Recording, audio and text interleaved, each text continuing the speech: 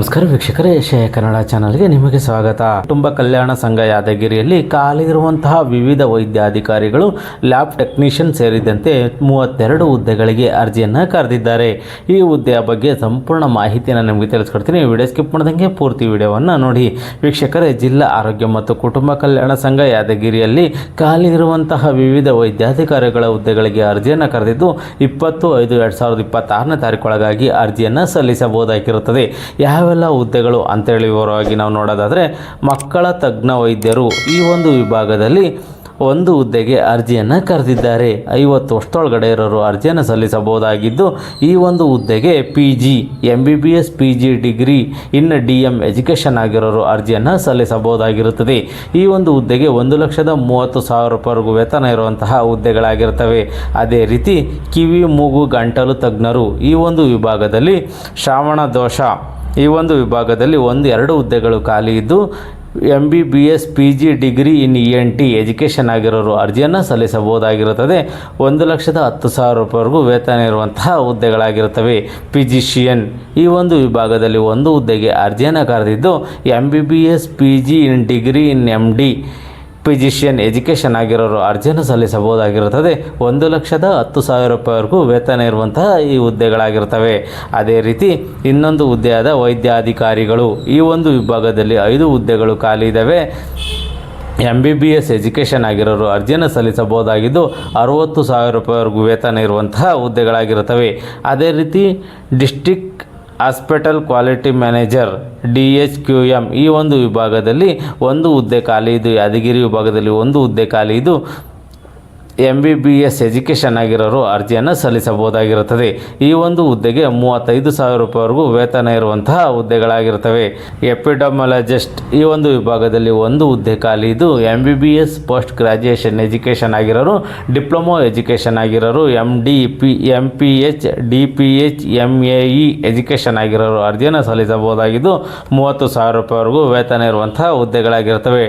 Dental ಹೈಜೆನಿಸ್ಟ್ ಈ ಒಂದು ವಿಭಾಗದಲ್ಲಿ ಒಂದು ಹುದ್ದೆ ಖಾಲಿ ಇದ್ದು, ಡಿಪ್ಲೊಮೊ ಇನ್ ಡೆಂಟಲ್ ಹೈಜೆನಿಸ್ಟ್ ಎಜುಕೇಷನ್ ಆಗಿರೋರು ಅರ್ಜಿಯನ್ನು ಸಲ್ಲಿಸಬಹುದಾಗಿದ್ದು, 15,000 ರೂಪಾಯಿವರೆಗೂ ವೇತನ ಇರುವಂತಹ ಹುದ್ದೆಯಾಗಿರ್ತವೆ.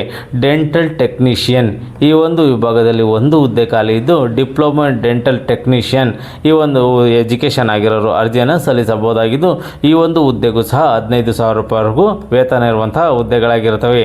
ಆಡಿಯೋಮೆಟ್ರಿಕ್ ಸಹಾಯಕರು ಈ ಒಂದು ವಿಭಾಗದಲ್ಲಿ ಒಂದು ಹುದ್ದೆ ಖಾಲಿ ಇದ್ದು, diploma in hearing language education ಆಗಿರೋರು ಅರ್ಜಿಯನ್ನು ಸಲ್ಲಿಸಬಹುದಾಗಿದ್ದು, 15,114 ರೂಪಾಯಿವರೆಗೂ ವೇತನ ಇರುವಂತಹ ಹುದ್ದೆಯಾಗಿದೆ.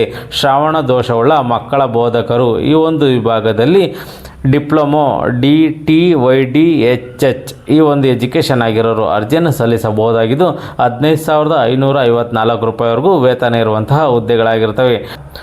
ಶುಶ್ರೂಷಣಾ ಅಧಿಕಾರಿ ಈ ಒಂದು ವಿಭಾಗದಲ್ಲಿ ಒಂದು ಹುದ್ದೆ ಖಾಲಿ ಇದ್ದು, BSc ನರ್ಸಿಂಗ್ ಎಜುಕೇಷನ್ ಆಗಿರೋರು ಅರ್ಜಿಯನ್ನು ಸಲ್ಲಿಸಬಹುದಾಗಿದ್ದು, 16,067 ರೂಪಾಯಿವರೆಗೂ ವೇತನ ಇರುವಂತಹ ಹುದ್ದೆಯಾಗಿರ್ತವೆ.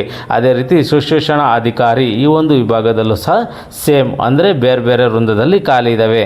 ಅದೇ ರೀತಿ ಲ್ಯಾಬ್ ಟೆಕ್ನಿಷಿಯನ್ ವಿಭಾಗದಲ್ಲಿ ಒಂದು ಹುದ್ದೆ ಖಾಲಿ ಇದ್ದು, SSLC ಅಥವಾ ತತ್ಸಮಾನ ಪರೀಕ್ಷೆಯಲ್ಲಿ ತೇರ್ಗಡೆಯಾಗಿದ್ದು, ಕರ್ನಾಟಕ ರಾಜ್ಯ ಆಯುರ್ವೈದ್ಯಕೀಯ ಮಂಡಳಿ ನಡೆಸುವ ಪ್ರಯೋಗಶಾಲಾ ತಜ್ಞತೆಯಲ್ಲಿ 3 ವರ್ಷಗಳ ಡಿಪ್ಲೊಮೊ ಉತ್ತೀರ್ಣ ಎಜುಕೇಷನ್ ಆಗಿರೋರು ಅರ್ಜಿಯನ್ನು ಸಲ್ಲಿಸಬಹುದಾಗಿರುತ್ತದೆ. ಅದೇ ರೀತಿ ಪ್ರಾಥಮಿಕ ಆರೋಗ್ಯ ಸುರಕ್ಷಾಧಿಕಾರಿ ಈ ಒಂದು ವಿಭಾಗದಲ್ಲಿ 2 ಹುದ್ದೆಗಳು ಖಾಲಿ ಇದ್ದು, ಪ್ರಾಥಮಿಕ ಆರೋಗ್ಯ ಸುರಕ್ಷಾಧಿಕಾರಿ ತರಬೇತಿಯನ್ನು ಹೊಂದಿರುವಂತಹ ಅಭ್ಯರ್ಥಿಗಳು ಅರ್ಜಿಯನ್ನು ಸಲ್ಲಿಸಬಹುದಾಗಿರುತ್ತದೆ. 15,924 ರೂಪಾಯಿವರೆಗೂ ವೇತನ ಇರುವಂತಹ ಹುದ್ದೆಯಾಗಿರುತ್ತವೆ. ಪ್ರಾಥಮಿಕ ಆರೋಗ್ಯ ಸುರಕ್ಷಾಧಿಕಾರಿ ಈ ಒಂದು ವಿಭಾಗದಲ್ಲಿ 9 ಹುದ್ದೆಗಳು ಖಾಲಿ ಇದ್ದು, ಪ್ರಾಥಮಿಕ ಆರೋಗ್ಯ ಸುರಕ್ಷಾಧಿಕಾರಿ ತರಬೇತಿಯನ್ನು ಹೊಂದಿರುವಂತಹ ಅಭ್ಯರ್ಥಿಗಳು ಅರ್ಜಿಯನ್ನು ಸಲ್ಲಿಸಬಹುದಾಗಿದ್ದು, 16,994 ರೂಪಾಯಿವರೆಗೂ ವೇತನ ಇರುವಂತಹ ಹುದ್ದೆಗಳಾಗಿರ್ತವೆ.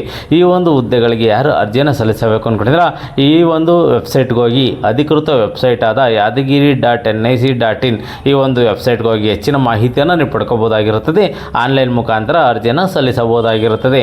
ಯಾರು ಈ ಒಂದು ಹುದ್ದೆಗಳಿಗೆ ಅರ್ಜಿಯನ್ನು ಸಲ್ಲಿಸಬೇಕು ಅಂದ್ಕೊಂಡಿದ್ರೆ ಈ ಒಂದು ನೋಟಿಫಿಕೇಷನನ್ನು ಸಂಪೂರ್ಣವಾಗಿ ಓದಿ, ಇದರಲ್ಲಿ ನಿಮಗೆ ಸೂಕ್ತ ಅನಿಸಿದ್ರೆ ಮಾತ್ರ ಈ ಹುದ್ದೆಗಳಿಗೆ ಅರ್ಜಿಯನ್ನು ಸಲ್ಲಿಸಿ. ಅರ್ಜಿ ಸಲ್ಲಿಸಲಿಕ್ಕೆ ಕೊನೆ ದಿನಾಂಕವರೆಗೂ ಕಾಯಕೋಗ್ಬಿಡಿ, ಯಾಕೆಂದರೆ ತಾಂತ್ರಿಕ ಕಾರಣಗಳಿಂದ ಅಡಚಣೆಗಳಾಗಬಹುದು. ಅದರಿಂದ ಮುಂಚಿತವಾಗಿ ಅರ್ಜಿಯನ್ನು ಸಲ್ಲಿಸಿ. ಈ ಒಂದು ಮಾಹಿತಿ ನಿಮಗೆ ಇಷ್ಟವಾದರೆ ಸಬ್ಸ್ಕ್ರೈಬ್ ಮಾಡಿ, ಶೇರ್ ಮಾಡಿ ಮತ್ತು ಲೈಕ್ ಮಾಡಿ.